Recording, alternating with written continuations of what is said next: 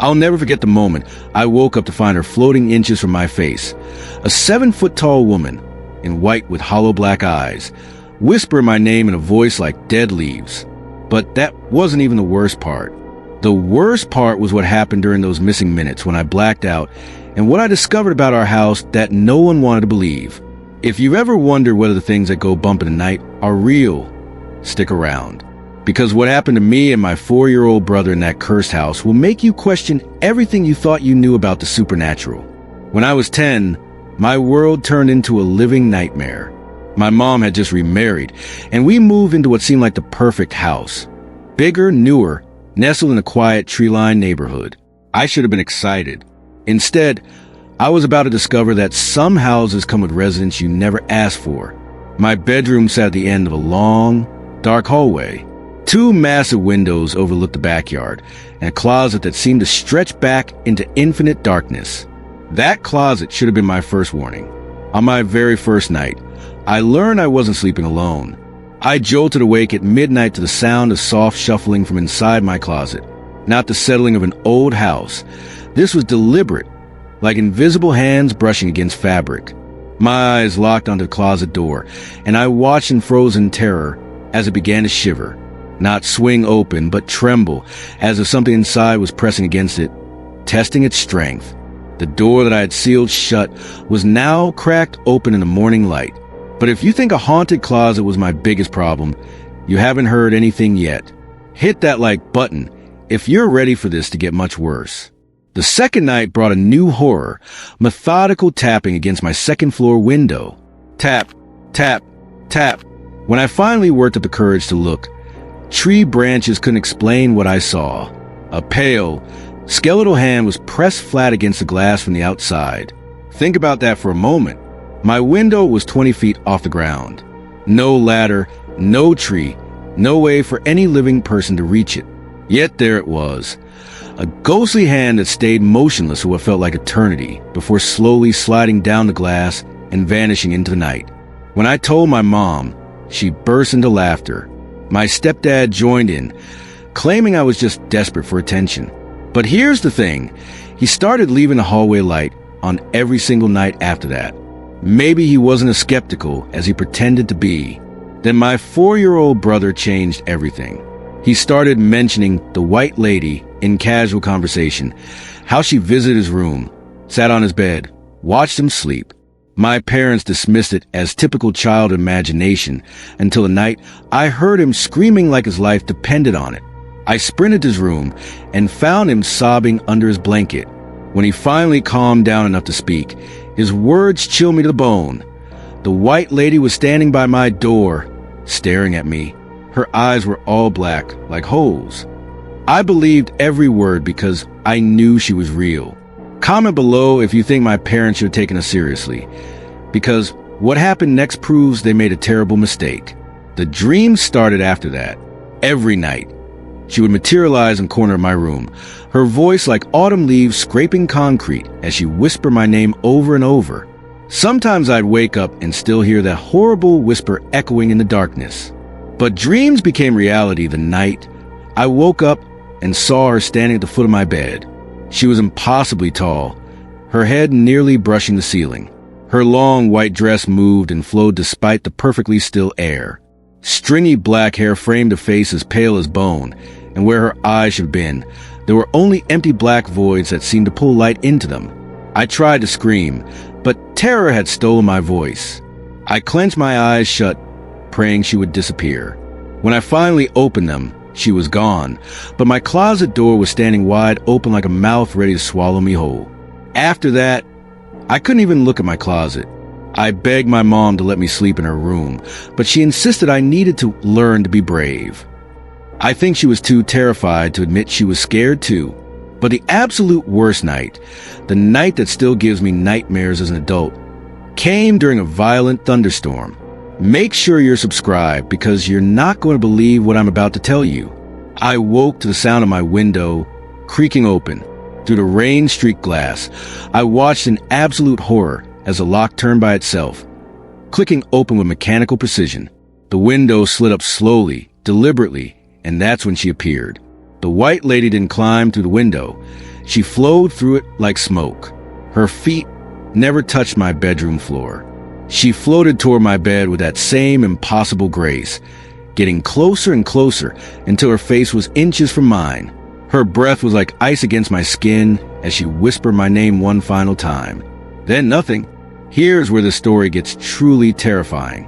I have zero memory of what happened next.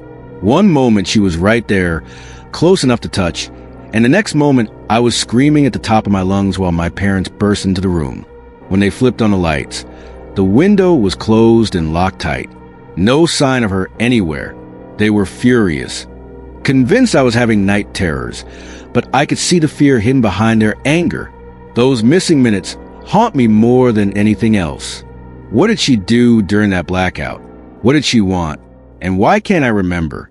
My parents shipped me off to therapy, convinced I was having a mental breakdown. My little brother stopped talking about the white lady entirely, but I'd still hear him crying at night, whispering, "Go away," to his empty room. We endured 3 more years in that house.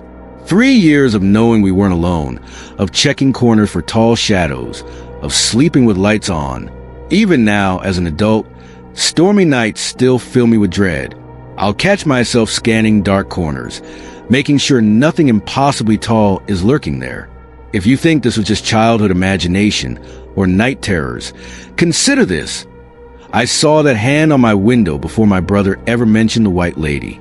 We were experiencing the same entity completely independently. Some things can't be explained away. Some houses hold secrets that no amount of therapy or rational thinking can erase. What do you think happened during those missing minutes? Drop your theories in the comments below. I read every single one, and honestly, I'm still searching for answers. If this story gave you chills, smash that like button and subscribe for more true supernatural encounters that will make you question everything you thought you knew about the world around us. And if you had your own paranormal experiences, especially involving mysterious blackouts or missing time, please share your story in the comments. You might help me finally understand what the white lady wanted with a terrified 10-year-old boy. Until next time, keep your closet doors closed and your windows locked tight. You never know what might be waiting to float through them. The voice calling my name through the rain. That night wasn't what terrified me most. It was a realization that I'd been talking to someone who had been dead for over a year. Someone who knew things about me that no living person should have known. But I'm getting ahead of myself. Let me tell you how this all started. Because what happened to me when I was 8 years old still makes my skin crawl. And I guarantee by the end of this story, you'll understand why I can never forget that man's face or the scar that wasn't there. I was 8 years old, and like most kids that age, I lived for the freedom my bike gave me. Every single day after school, I'd race home, grab my bike, and explore our quiet neighborhood. I knew every crack in the sidewalk, every loose stone, every shortcut between houses. Our street was lined with small houses and towering oak trees that created this canopy of shadows, especially in the late afternoon when I'd go riding. Most of the neighbors kept to themselves, but there was one house that always caught my attention. It was about halfway down the block, with a long, sloping driveway and the biggest front yard I'd ever seen. And that's where I first saw him. The man always stood at the exact spot where his driveway met the sidewalk. Never on the sidewalk itself, never closer to the street. Always in that same position, wearing a dark hat pulled low over his face, just watching. The first time I rode past, he waved and called out, "Hey there!" His voice was warm, friendly, the kind of voice that made you want to stop and chat. So I slowed down on my bike and waved back. "Nice bike," he shouted across the distance between us. I was proud of my red bike with its shiny new bell, so I rang it for him. He laughed, this genuine, hearty laugh that made me smile. From that day forward, our routine began. Every afternoon, I'd ride past his house, and he'd be there, standing in his driveway. We'd have these short conversations across the space between his driveway and the curb where I'd stop my bike. He'd ask about school, about my bike. Sometimes he'd tell me a joke that would make me laugh so hard I'd nearly fall off my seat. My mother had always told me never to cross the street by myself, and somehow he seemed to understand this rule. without me ever explaining it. He never asked me to come closer, never suggested I should visit. He stayed in his territory, and I stayed in mine. But here's where things started to feel off. He began knowing things about me that I'd never told him. Small details, personal details. One day, he asked how my little brother was doing with his new toy truck. I'd never mentioned having a brother. Another time, he commented on my dad's new blue car before I'd even ridden past the house since my dad bought it. When I asked him how he knew these things, he'd just smile and say something like, "Oh, you know how it is in neighborhoods like this." Word gets around. I figure he was just observant. Maybe he watched the street from his window. Maybe he'd seen my family coming and going. It made sense, sort of. Then one day, I got a brand new bike.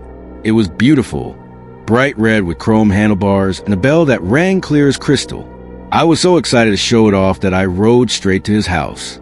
He was there, as usual, standing in his spot. "Now, that's a beautiful bike," he called out, and his eyes seemed to light up. "I bet it's fast too. Want to race me to the corner?" My heart jumped.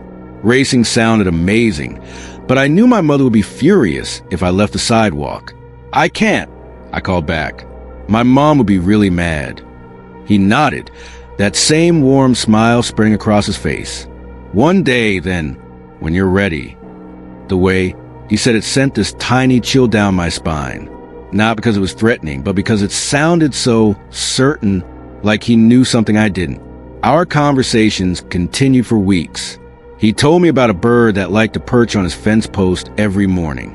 He mentioned a stone in his walkway that he never stepped on because it brought bad luck. He shared a story about a dog that used to bring him slippers. These weren't the kind of stories you'd expect from casual conversation. They were intimate, personal stories. The kind you'd share with someone you'd known for years. And then, suddenly, he stopped appearing. For an entire week, I rode past his house, and the driveway was empty. The front curtains, which had always been open during our afternoon talks, were now drawn shut. The house looked abandoned. I wanted to ask my mother if I could cross the street to check on him, but she reminded me of the rule about staying on our side of the road. A few days later, I saw someone new in the backyard. I had to ride around the corner to get a view of the back of the house, and that's where I spotted her, a woman with graying hair tied back, holding a watering can. She was tending to a small garden I'd never noticed before. I watched from a distance, unsure if I should call out to her like I used with a man. Something held me back. Maybe it was shyness, or maybe some instinct was telling me to be cautious.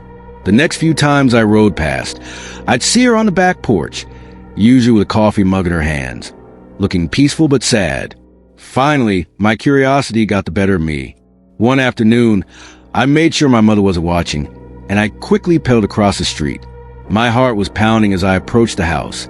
It looked so much bigger and more imposing up close. The woman heard my bike and turned around. When she saw me standing at her back gate with my red bike, she looked surprised but not angry. She opened the gate and asked what I was doing there. "I used to talk to a man who stood in your driveway," I explained, my voice smaller than I'd intended. "He would wave at me when I rode by. He knew my name and everything about me. He said he'd race me one day." The woman's expression changed. She wiped her hands on her dress slowly, like she was buying time to think. "The man you're describing," she said carefully, "sounds like my husband." My heart lifted. I thought she was going to tell me he was inside, or away on a trip, or sick in bed. I waited for her to invite me in to see him. Instead, her face grew somber. "But that's impossible," she continued, her voice barely above a whisper. "My husband died last year. He died right there in his favorite chair on the front porch." The words hit me like ice water. I felt this hollow, cold space open up in my chest. "His name was Harold," she continued. "Harold Mitchum." I stared at her, trying to process what she was telling me. Can I see a picture of him?" She nodded and disappeared into the house. When she returned, she was holding a small framed photograph. The picture showed a man wearing the exact same dark hat, the same friendly smile I remembered so well. But there was something else. A thin, pale scar that ran from his ear down to the corner of his mouth. I studied the photo intensely. The hat matched perfectly. The smile was identical. But the man I'd been talking to, he didn't have a scar. His face had been round and smooth, unmarked. This photo was taken just 2 years ago. The woman said, watching my expression carefully. Harold had that scar since he was young. Got it in an accident when he was a teenager.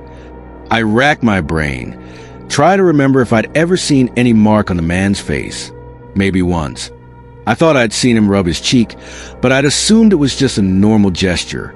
He used to try to hide it with stubble sometimes, she continued, but it was always there, very noticeable once you knew to look for it.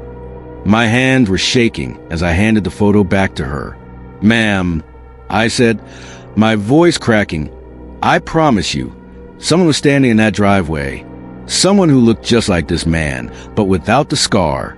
He talked to me almost every day for weeks. She looked at me with a mixture of sadness and concern. Honey, I moved back here last summer to take care of Harold Garden. I've been here every day since then. I've never seen anyone standing in that driveway. Ever. The world seemed to tilt around me. I thanked her quickly and backed away from the house, not daring to look back at the yard or the driveway. The bike ride home felt surreal, like driving in complete silence after nearly having a car accident. Everything seemed muffled and wrong. If you're enjoying the story so far, make sure to hit that like button. Trust me, it gets even more terrifying from here. That night, I couldn't sleep. I kept replaying every conversation I'd had with the man. His laugh, the way he said my name, the jokes he'd told. How could someone who had been dead for over a year know that I had a little brother? How could he have known about my dad's new car? I tried to rationalize it. Maybe I'd imagined the whole thing. Maybe my mind had created this friendly man because I was lonely or bored. But deep down, I knew what I had experienced was real. The next day, I rode past the house again. The curtains were open. Sunlight was streaming across the porch and driveway, but it was empty.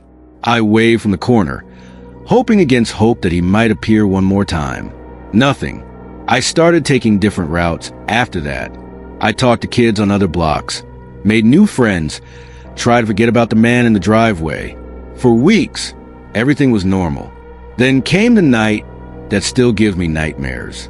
I woke up to the sound of rain pattering against my bedroom window, but underneath that gentle sound, I heard something else. My name. Someone outside was calling my name. The voice was familiar, warm, and friendly. It was the same voice that called out to me from the driveway all those weeks. Hey there. The voice called softly through the rain. Hey, buddy, come outside. My blood turned to ice. I sat up so fast that my head spun.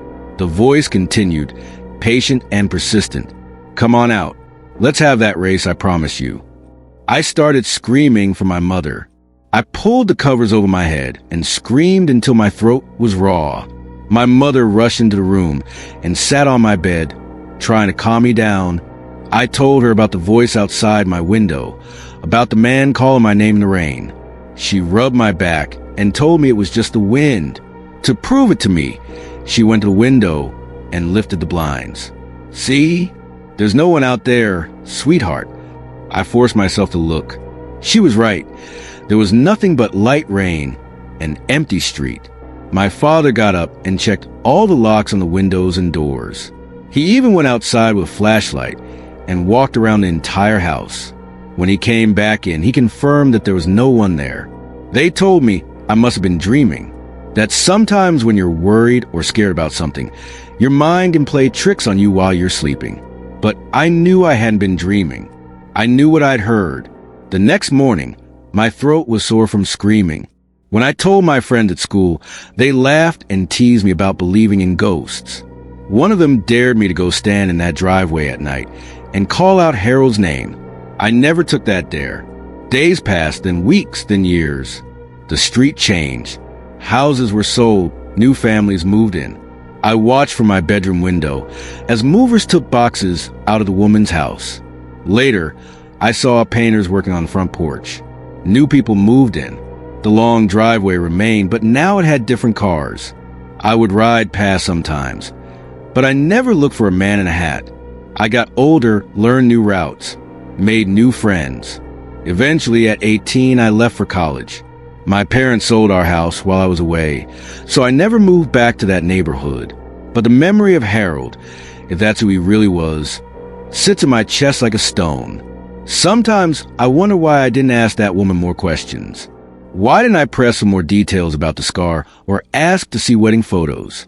Maybe they were right to call me a coward, but I was 8 years old. I wasn't thinking like an investigator.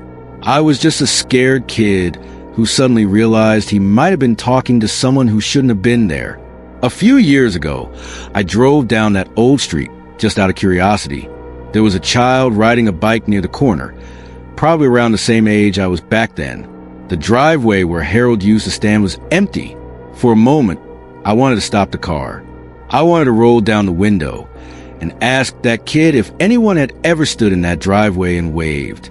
If anyone had ever called out friendly greetings or shared innocent jokes. I wanted to know if I was the only one. But I didn't stop. I kept driving, and the memory remains exactly as it was. Here's what still haunts me. Harold knew things about my family that he couldn't have known. He knew about my little brother's toys, my father's new car, details about my daily routine. If he was really dead for over a year before I started talking to him, how could he have known these things? And why didn't he have the scar? I've thought about this for years, and I can only come up with two explanations. Either I imagined the entire thing, which would mean I somehow invented weeks of detailed conversations and multiple interactions, or I really was talking to Harold Mitchum's ghost. And if that's true, then why was he there? What did he want with an 8-year-old boy on a red bike? Why did he promise to race me one day? And most terrifying of all, why did he call my name through the rain that night, asking me to come outside? I still live in fear that one day I'll hear that voice again, that warm, friendly voice calling my name, asking me to come outside for that race he promised. Because here's the thing that really keeps me up at night. I never actually said no to that race. I just said one day, what if Harold is still waiting? What do you think really happened? Was I talking to a ghost, or is there some other explanation I'm missing? Let me know in the comments below, and if you've ever had a similar experience, please share it. I'd love to know I'm not alone in this. If this story gave you chills, smash that like button and subscribe for more true scary stories. Trust me, I have plenty more where this came from, and some of them are even more terrifying than what happened with Harold. Thanks for watching, and remember, sometimes the friendliest faces hide the darkest secrets.